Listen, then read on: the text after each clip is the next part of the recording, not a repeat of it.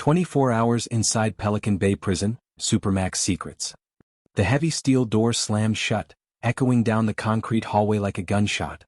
Inside the tiny cell the air felt thick, trapped. The man looked around, realizing he was locked in Pelican Bay's infamous security housing unit, a place prisoners call the prison inside the prison. The lights buzzed faintly overhead, and there was no sound but his own breathing. He knew he was about to face 24 hours in one of the most feared facilities in America. The same walls that had broken the strongest men were now closing in on him. Suddenly from the cell next door came a roar, a prisoner screaming and banging his fists against the door so hard the walls shook. Guards rushed past in full gear, yelling commands, their boots pounding on the floor. Something violent was happening just a few feet away.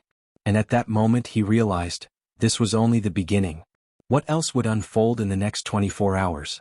Hours earlier, it had started almost quietly.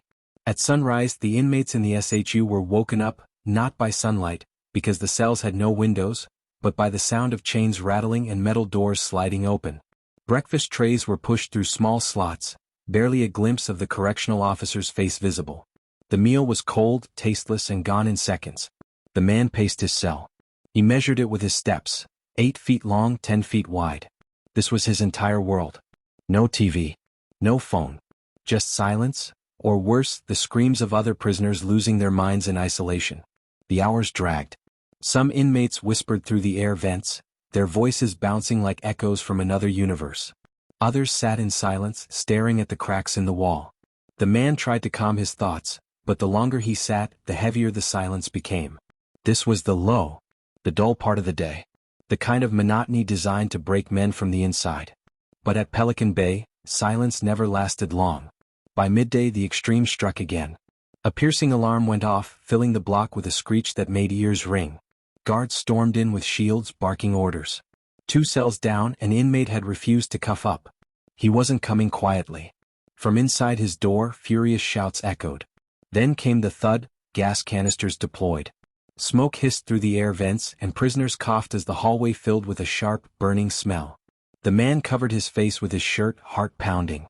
He realized, in here a calm moment could snap into chaos in seconds. And this was still only the first few hours. The clock ticked slowly, and the next 20 hours promised even darker secrets.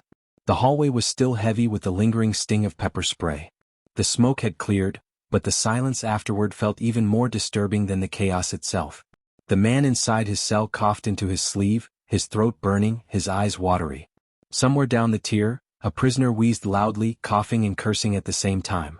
The guards had already dragged the resisting inmate out, but the violence of it all hung in the air, like an invisible weight pressing on everyone who had witnessed it. Time in Pelican Bay's security housing unit moved differently. Minutes felt like hours, hours felt like days. The man sat on the thin mattress laid across a steel bed frame, staring at the ceiling. He tried to count the cracks in the concrete. Anything to make his mind escape the reality of where he was. But Pelican Bay was designed so there was no escape. Not even in your thoughts. The cell was a box, cold and bare, designed with one purpose: to strip away identity, to break a man piece by piece. No view of the outside world. No human touch. The food slot in the door was the only contact point with anyone. A tray in, a tray out. That's it. Even exercise, which came once a day if granted, was solitary. Not an open yard under the sun, but a small concrete dog run. High walls, no sky, no grass.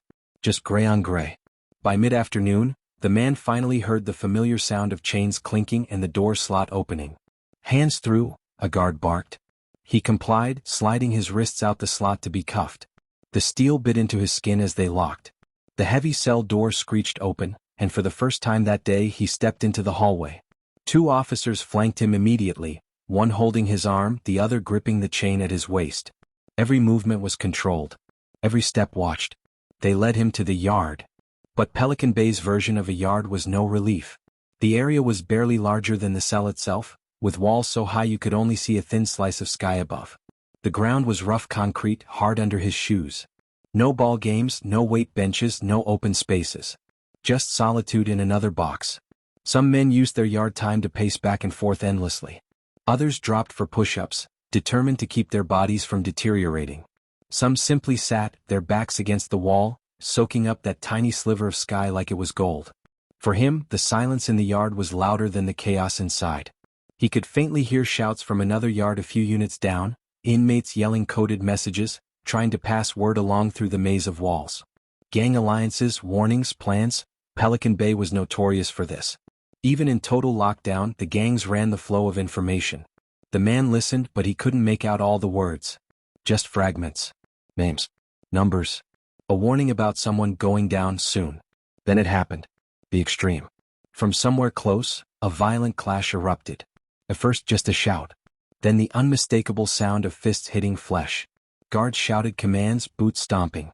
The man stood frozen in his yard, his heart racing. He couldn't see over the walls, but the chaos spilled through the air like electricity. A deep scream, then a crash. Something heavy hitting the ground. The man pressed his ear against the concrete, straining to hear. More shouts. Then the sharp, deafening pop of non-lethal rounds being fired. Rubber bullets. The clash was over in seconds, but the aftermath lingered. The groans of someone hurt, the scrape of shackles being tightened, the guards dragging someone away. The man stood in his box, breathless. This was Pelican Bay.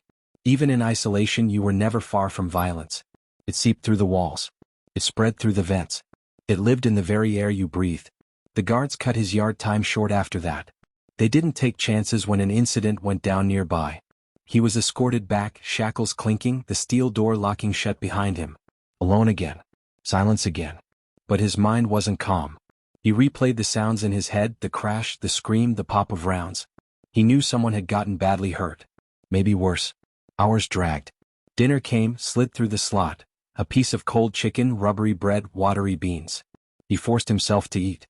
Food wasn't about taste here, it was survival. Every bite was energy to keep going, another day, another hour. The cell grew darker as night approached. The fluorescent lights flickered overhead, casting shadows that made the concrete seem alive. From somewhere down the tier, a man began to yell. At first just random curses. Then louder, angrier, until it became a non-stop scream. He pounded on his door over and over. The sound echoed, vibrating through the concrete. Other inmates joined in, some laughing, some yelling back. The block turned into a chorus of rage. The man sat still, his chest tight. He realized this wasn't just noise. This was the sound of men losing themselves. In the SHU, time and isolation ate away at sanity. Some broke slowly. Others snapped suddenly. And once the noise started, it could go all night. Guards rarely intervened unless it became violent. This was part of the design. A psychological grind. Then came the moment that ended the day with another extreme. From down the tier, the screaming inmate's voice suddenly stopped. Silence. Then a thud, heavy, final. A guard shouted. Boots thundered. The man pressed against the crack in his door, trying to see. Officers rushed with medical gear. Someone was being pulled from the cell. But no one said whether he was alive or not. The silence that followed was worse than the noise. The man sat back on his bed, the weight of Pelican Bay pressing down on him. Only one day, and already it felt like he had lived a year. The night stretched long, shadows crawling across the walls, the smell of pepper spray still faint in the air. And as the clock pushed forward, he realized, the next 24 hours inside Pelican Bay had only just begun. The night inside Pelican Bay dragged like a slow, heavy chain. The man lay back on the thin mattress, staring at the ceiling. Every flicker of the buzzing fluorescent light felt like a countdown. But to what? Out there, in the free world, a day passed with work, meals, conversations, distractions. In here, a day was broken into tiny fragments. Meals shoved through a slot, minutes of exercise in a concrete cage, echoes of violence somewhere down the tier. That was it. The silence after the emergency was unnerving. The man knew someone had gone down, maybe tried to take his own life, maybe was beaten in a way that nobody would admit. The prison wouldn't announce it. Guards wouldn't explain it. In here, bad news traveled in whispers. You pieced the truth together from the vents, from rumors, from fragments of sentences carried through concrete walls. He sat up, pressing his ear to the vent that connected to the cell next to his.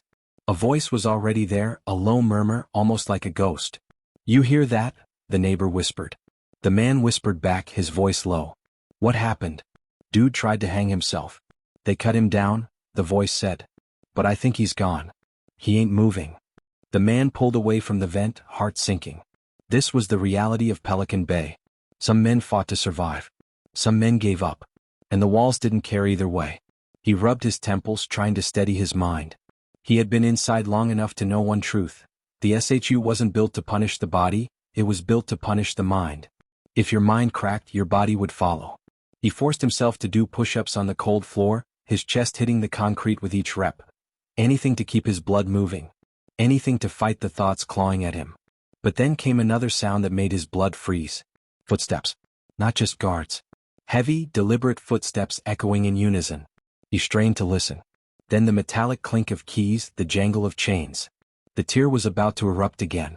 He stood at the door, peering through the narrow slot, eyes straining. A group of officers in full riot gear moved in formation, shields raised, batons at their sides. They stopped at a cell 3 doors down. The guards shouted commands, hands through the slot. Cuff up. No answer. They shouted again, louder this time. Still nothing. The silence dragged, and then, suddenly, an explosive bang. The team rammed the door, shields smashing against metal, the sound reverberating down the entire block. The man pressed his back to the wall, heart racing even though it wasn't his cell. He couldn't see inside, but he heard it all. Shouting, grunts, the sickening sound of fists and batons connecting. Someone screamed, a raw, guttural cry that cut through everything. Then silence again. Heavy breathing. The shuffle of boots. Chains tightening. They dragged the inmate out, shackled, blood streaking down his face. His body slumped, but his eyes burned with fury. He spat toward the guards, his muffled curse echoing down the hall. The man inside his own cell could only watch for a moment before the officers marched the inmate out of sight. This was Pelican Bay. You didn't have to be involved in the violence to feel it. It reached you anyway, through the walls, through the air, through your bones. The man slumped onto his bed, trying to calm his breathing. His hands trembled. The guards shouted orders to clear the tier, boots thundering away. For a moment there was peace. But peace in Pelican Bay was always temporary. By midnight, the block had fallen into a strange rhythm. Some men slept, or at least tried to. Others muttered in the dark, whispering to voices only they could hear. A distant laugh echoed, hollow, sharp, unsettling. The man stayed awake, staring at the crack of light under the cell door, waiting.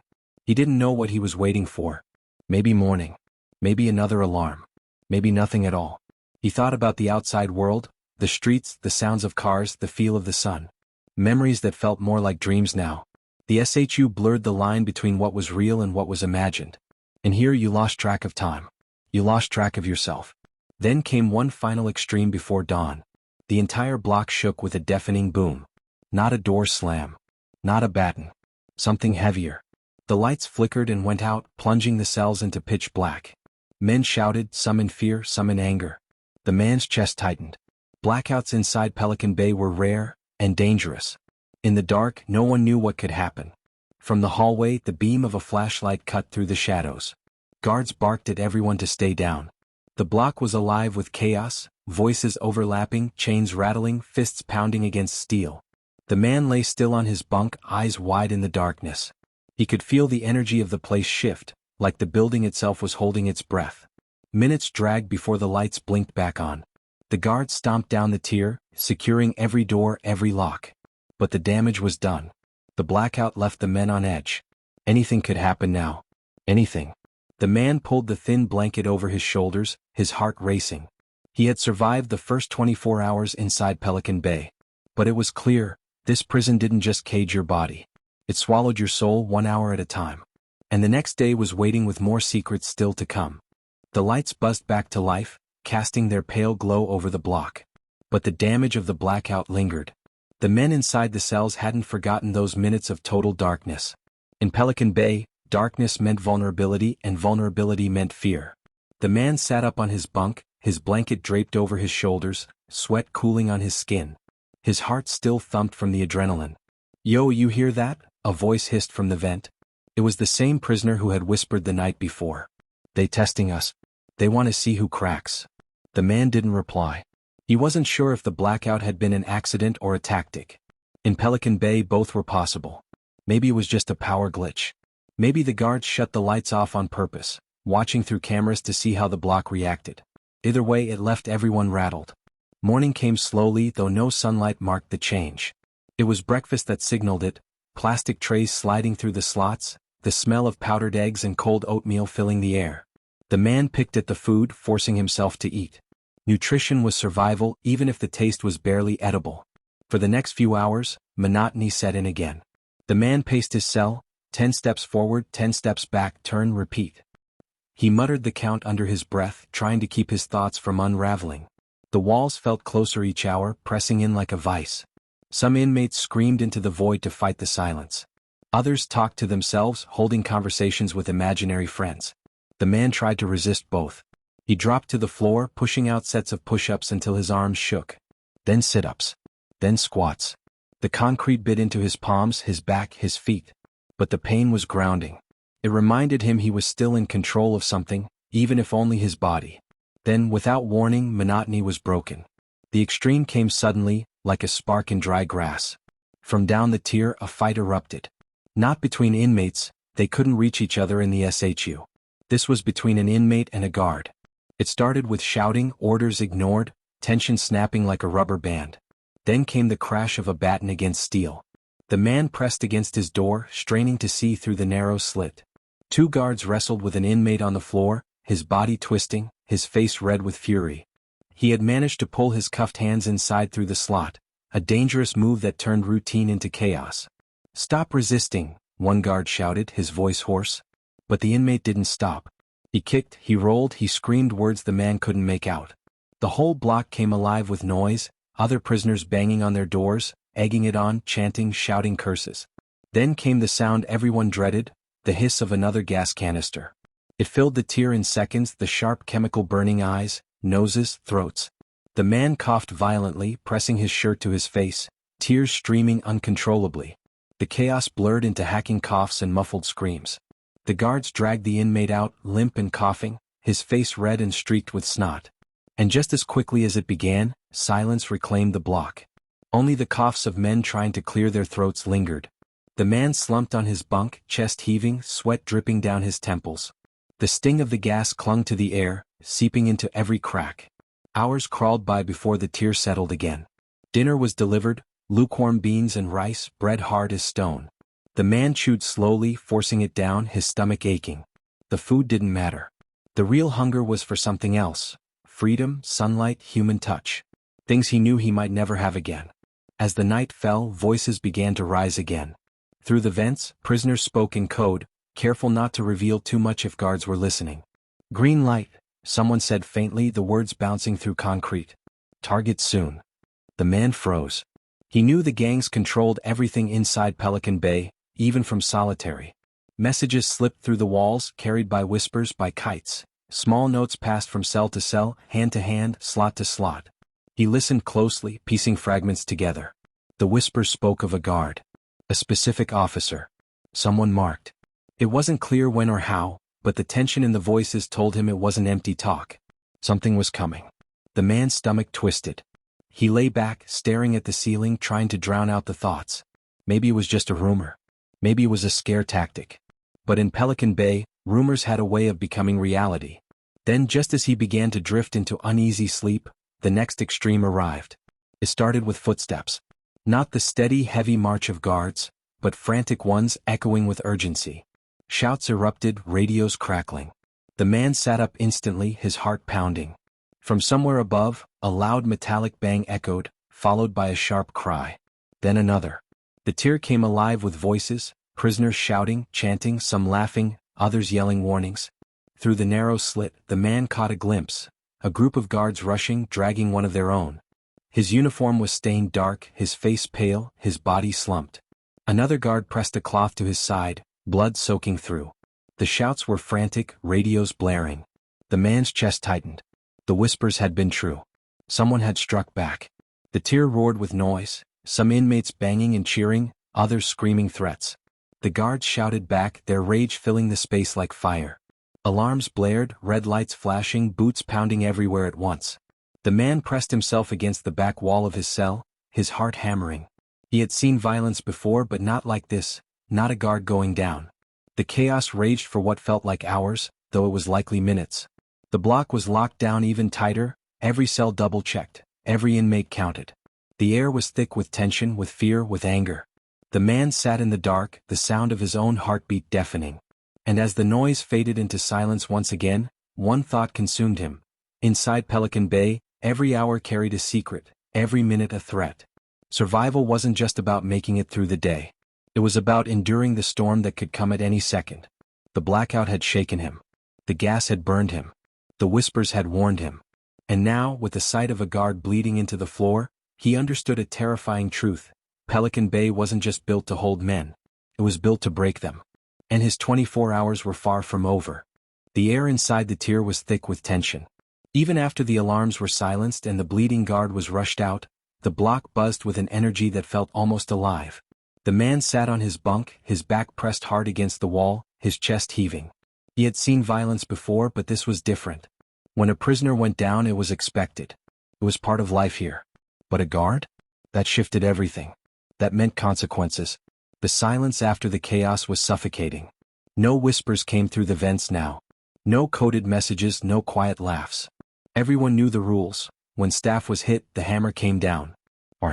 It started slowly. Extra guards patrolled the tier, their boots heavy, their eyes cold. Radios buzzed constantly. Every inmate was ordered to the back of his cell, hands visible as doors were double-checked and locks rattled. The man obeyed, standing still, his heart hammering as the flashlight beam cut across his face. The officer's gaze lingered on him, suspicious, accusing, though he had done nothing. That was how it worked here. Everyone was guilty by association. Hours passed in tense stillness. Lunch came late, slid through the slot with a clang. The man barely touched it. His stomach twisted too tightly to eat. He sat in the corner, knees pulled up, listening for signs of what was coming next. And then, slowly, the block began to hum again. Low voices through vents, cautious whispers. "They're bringing the Goon squad," a voice said, barely audible. Whole tiers getting hit. The man swallowed hard. The Goon squad was what inmates called the special extraction teams. Armored, shielded, batons in hand. They came in when the administration wanted to make a point. And now the message was clear. Pelican Bay would not tolerate weakness. The monotony before the storm stretched unbearably. Minutes dragged. The man tried to focus on his breathing, on the rhythm of his heart, on anything that would steady him. But the sound of chains clinking in the hallway told him it was only a matter of time. And then it began. The first cell down the tier was hit hard. The crash of the steel door slamming open echoed like thunder. Boots stomped. Shouts erupted, "Get down! Face the wall!" Followed by the dull thud of batons striking flesh. The man flinched at each sound, his mind painting the images he couldn't see. The inmate inside screamed, his voice cracking, then cut off suddenly. Shackles rattled. More boots. Silence. Then the next cell. The same violence, the same shouts, the same thuds. One by one the squad moved closer like a storm rolling down the tier. The man's stomach tightened into knots. His turn was coming. He backed against the wall, his breath short, sweat beading on his forehead. Finally the crash came at his own door. The steel groaned, the slot clanged open. "Back up! Hands visible!" a guard shouted. Flashlights blinded him, white beams cutting through the dim. He obeyed instantly, his hands trembling but steady. He pressed his palms flat against the wall, heart hammering so loud it drowned out the rest of the noise. The team stormed in, shields raised, batons ready. For a moment, the man thought they would strike anyway. But instead, they forced him down hard, the steel cuffs biting into his wrists, the chain tightening around his waist. A knee pressed into his back, the cold floor biting into his cheek. He stayed still, not resisting, barely breathing. Then, as suddenly as it began, it was over. They dragged him up, checked his cell, tore through his thin mattress, searched every crack in the concrete. When they found nothing, they shoved him back inside and slammed the door. The sound echoed final. The man collapsed onto his bunk, his chest heaving. His arms throbbed from the cuffs, his ribs ached where the knee had pressed down.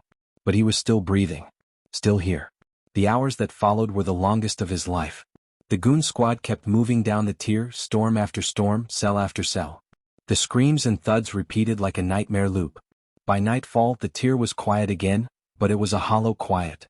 The kind that comes after too much has been taken, too much broken. Dinner came late again. The man forced down a few bites, though his stomach turned at the taste. He drank the lukewarm water, wiping sweat from his face with the back of his hand. He felt drained, like the walls themselves had sucked the strength from him. But then, in the strange silence of night, something unexpected happened. From the vent, a voice whispered. Not taunting, not coded, not angry. Just quiet, human. "Still alive, brother?" the voice asked. The man swallowed, his throat dry. "Yeah," he whispered back. The voice chuckled softly. "That's all that matters. One day at a time." The words sank into him. One day at a time. That was the rhythm of Pelican Bay. You didn't survive weeks or months or years here. You survived days. Hours. Minutes. One at a time. The man lay back on his bunk, staring at the ceiling, his mind replaying the past 24 hours. The gas, the blackout, the fight, the guard bleeding, the goon squad storming the cells. The extremes had tested him, pushed him, nearly broken him. But he was still here. And that was the secret of Pelican Bay. Survival wasn't about beating the system. It wasn't about winning fights or defying guards. It was about enduring. About breathing through the silence, weathering the storms, and waking up the next day still alive. The fluorescent lights flickered once more, casting long shadows on the concrete. The man closed his eyes, exhaustion finally pulling him under. Somewhere down the tier, another prisoner hummed a low tune, almost like a lullaby carried through the vents. It wasn't music, not really. But it was something. A reminder that even here, even in the darkest corners of America's most feared Supermax, humanity still whispered through the cracks.